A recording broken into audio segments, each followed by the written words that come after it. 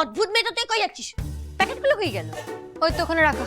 এই রানী শোন, তোকে কেউ বলেছিল ড্রয়িং রুমে যেতে, গিয়ে নিজের বক্তব্যগুলো ভালো করে পেশ করতে?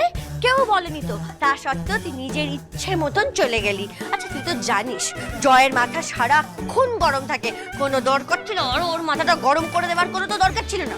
ছেলেটা সবে মাত্র একটা নার্সিং হোমে ঢুকেছে, সেটা নিয়েও নাকি এত গন্ডগোল। এই তুই বুঝতে পারছিস না? তুই বুঝতে পারছিস না তোর একটা ফোন কলের জন্য কতটা ব্লান্ডার হয়েছে? তুই বারবার কোথায় চলে যাচ্ছিস বলতো? আমি কিন্তু তোকে এখানে শাড়ি পরানোর জন্য এসেছি। একের পর এক ঝামেলা, একের পর এক ঝামেলা তুই করেই যাচ্ছিস। রনি এই শোন, আমার মাথা ঠান্ডা রাখতে পারছি না আমি, মারাত্মক লেভেলের আমার মাথা গরম হয়ে যাচ্ছে। শোন শোন শোন এদিকে আয়। তোকে আনিশাকে অতগুলো কথা বলতে কে বলেছিল বল? কে বলেছিল? ভুলে যাস না ও কিন্তু ওই নার্সিং হোমটার ওয়ান অফ দ্য ডিরেক্টরস। হ্যাঁ, আর ওই কি ওই নার্সিং হোমটার মালিক ও তো তার ফিয়ান্সে আবার। রানী, জয়ের চাকরিতে যদি কোনো প্রবলেম হয়, ওকে যদি কথা শুনতে হয়, যদি জয়ের চাকরি চলে যায়, রানী প্লিজ, ওটা জয়ের ওয়ার্ক লাইফ, প্রফেশনাল লাইফটা দয়া করে ঘেঁটে দিস না রানী। এবার কিন্তু বাড়াবাড়ি করছিস তুই। এত বড় একজন ডক্টর, তার নাকি এইটুকুতেই প্রফেশনাল লাইফ ঘেটে গেল। আচ্ছা কি এমন বলেছি আমি? হ্যাঁ, স্ট্রেট সত্যি কথা বলেছি। আর তোরা কেউ কিছু বলছিস না বলেই তো আমি ক্লিয়ারলি বুঝিয়ে দিয়েছি, দ্যাটস ইট। আর কেউ বিয়ে করেছে বলে চাকরি চলে যায়, এমন কোনোদিনও শুনিনি বাবা। ব্যাস ব্যাস ব্যাস, এইসব নিয়ে আর কোনো আলোচনা নাই। আচ্ছা রানী শোনো, জেঠিমণি বলেছে যে তাড়াতাড়ি করে রেডি হয়ে নিতে হবে, কারণ পুরোহিত মশাই ওদিকে বলেছে সন্ধ্যায় লগ্ন। আচ্ছা দেবযানী, আমি ভাবছিলাম যে আমাদের ওই পাশে যে পার্লারটা আছে না, ওখান থেকে কাউকে একজনকে ডেকে নিই, রানীর মেকআপটা তাহলে সে করিয়ে দেবে, কেমন হয় বলো তো? কোনো দরকার নেই, আমি একাই সাজগোজ করে নিতে পারবো। আমার তো সাজগোজ করার কে আছে? এমন তো নয় খুব প্রেমের বিয়ে হচ্ছে, আনন্দের বিয়ে হচ্ছে। তাই বুঝি প্রেম নেই?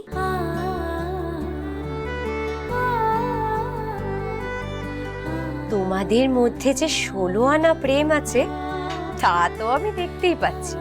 হ্যাঁ, মাঝে মাঝে ঝগড়া, ঝামেলা, অশান্তি সবটাই উপর হচ্ছে, কিন্তু ভেতরে ভেতরে একটা যে অদ্ভুত টান আছে, সেটাও কিন্তু আমার চোখে এড়িয়ে যায়নি রানী।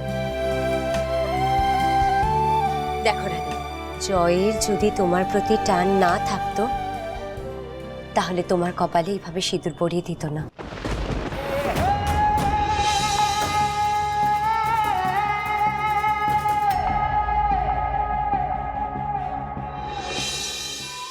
আমি তো আমার দেওরকে চিনি, ও কিন্তু সবার কথায় পাত্তা দেয় না, কিন্তু তোমার কথায় দিয়েছে, মুখে না বললেও দিয়েছে। তাই আর কোনো রাগারাগি না, সব শান্তি। তাছাড়া আজকে মন্দিরে বিয়ে হয়ে যাবার পর কিন্তু তোমাদের দুজনকে একই সাথে একই ঘরে থাকতে হবে। এই ভাই, আরে তুই ধুতিটা একবার পরে নে না, আমিও তো একবারই পরেছি। তারপর মন্দিরে গিয়ে সুন্দর করে বিয়েটা হয়ে গেলে খুলে দিবি, আর পড়তেই হবে না। ধর ছাড় তো, এসবের কোনো দরকার নেই। এই ভাই, আরে খুলে যাবে তো নাকি? আর দরকার নেই মানেটা কি? হ্যাঁ, রানী অত সুন্দর করে সাজবে, ওকে কত সুন্দর দেখতে লাগবে, আর তুই সামান্য ধুতিটা পরবি না, একটু সাজুগুজু করবি না, তা না হলে তোদের বিয়ের ফটোগুলো কিভাবে ভালো আসবে? আরে ভাই, এটাই তো স্মৃতি রে পাগলা, এগুলোই তো তুই সারা জীবন রেখে দিবি। এই সারা জীবন তাই মনে হয় তোর? তোর মনে হয় আমি সারা জীবন ছবি জমি রেখে আমার মন পুলকিত হবে? এই ভাই, এই না, তোর এত ধানাই পানাই কিসের? হ্যাঁ, আচ্ছা তুই কি রানীকে 5 দিনের জন্য বিয়ে করবি, যে 5 দিন হয়ে গেছে তারপর তুই রানীকে বলবি নাও বিয়ে শেষ, তুমি চলে যাও? তোকে ধুতি পরাতে গিয়ে না, আচ্ছা না, আমি যেটা বলছিলাম বলছি যে মানে সারা জীবনের জন্য যখন তুই একটা জিনিস করবি, সেটা তো ভালো করেই করবি। সারা জীবন? হ্যাঁ, মেয়েটার সাথে 5 দিন টিকলে হয় সারা জীবন? কি কখনো যাই মেয়েটার প্রেমে? এই ভাই তুই কি বললি? হ্যাঁ বল না, কি বললি? আরে বল না ভাই, কি বললি? না তুই এটা বললি না, যে কি কুক্ষণে যে ওর প্রেমে পড়েছিলাম, তাই তো? এই ভাই বল না, এই, তুই এটা বল, এই, বল না, করিস না। তুই বললি তো? বারবার বলছি। আরে ভাই তুই এটা না ভাই, না না না না না, শোন না শোন না, এখন তো কথা ঘুরিয়ে আর কোনো লাভ নেই, বাধ্য না আমার। শোন ভাই, যখন প্রেমে পড়েছিস, ভালোবেসেছিস, মাথায় সিঁদুরটাও পরিয়ে দিয়েছিস, তখন এই সমস্ত ঝামেলাঝাটি ঝগড়াঝাটি দূরে সরিয়ে রেখে কাছে টেনে নে। একই সাথে থাকতে গেলে দুজনের মধ্যে মানে স্বামী স্ত্রীর মধ্যে কতটা অ্যাডজাস্টমেন্ট দরকার সেটা তুমি জানো তো? হুমা অ্যাডজাস্ট করবে, ও অ্যাডজাস্ট করবে।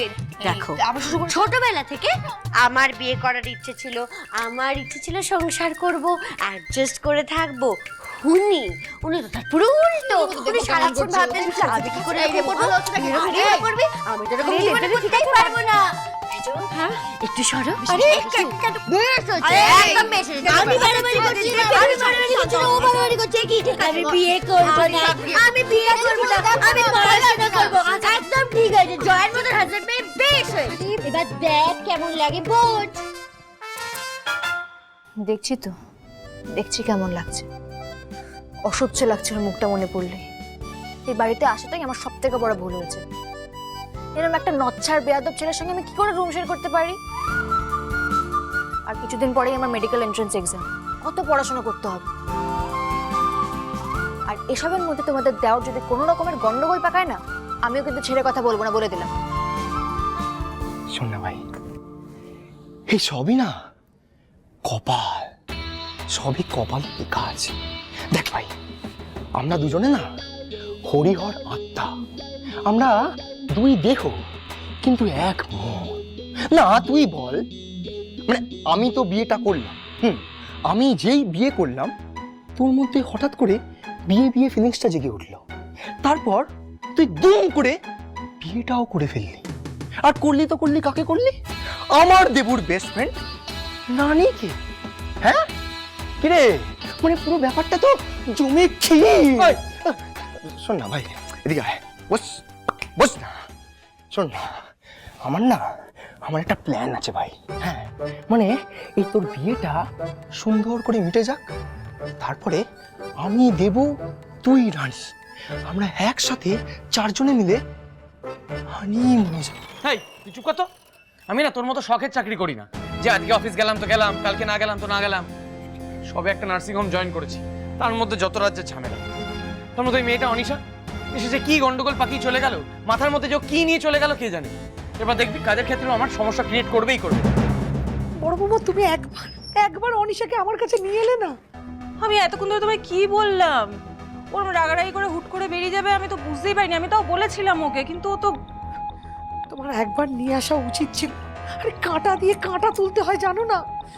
শত্রু শত্রু আমাদের বন্ধু, বুঝলে? ভুলে গেলে চলবে এটা? আমি ভুলিনি ছোট মা। আমি শোনো, আমার দিক দিয়ে আমি যথেষ্ট চেষ্টা করেছি। ওর মাথায় এটা তো ঢুকিয়ে দিয়েছি যে ছোট মা এখনো ওকে খুবই পছন্দ করে। আর আমার মনে হয় ব্যাপারটা খেয়ে গেছে, জানো। চোখ মুখ দেখলে তো বোঝা যায় ও কিন্তু এখনো আমাদের জয়কে যথেষ্ট পছন্দ করে। তাহলে ওই বাপের বয়সী লোকটাকে বিয়ে করতে যাচ্ছে কেন? বোকা নাকি? যাকে যাক, বাদ দাও। বড় বৌমা বলছি, এর জন্য আমাদের জয় যেখানে জয়েন করছে সেখানে কোনো প্রবলেম হবে না তো? না না, কি বলছো তুমি? আমার তো মনে হয় উল্টোটা হবে। তুমি দেখো, আনিশা জয়কে এখন বেশি বেশি করে কাজ দেবে, বেশি রেসপন্সিবিলিটি দেবে, যাতে নার্সিং হোমে জয় আনিশার সঙ্গে বেশি টাইম স্পেন্ড করে, বাড়িতে রানীর সঙ্গে কম টাইম স্পেন্ড করে।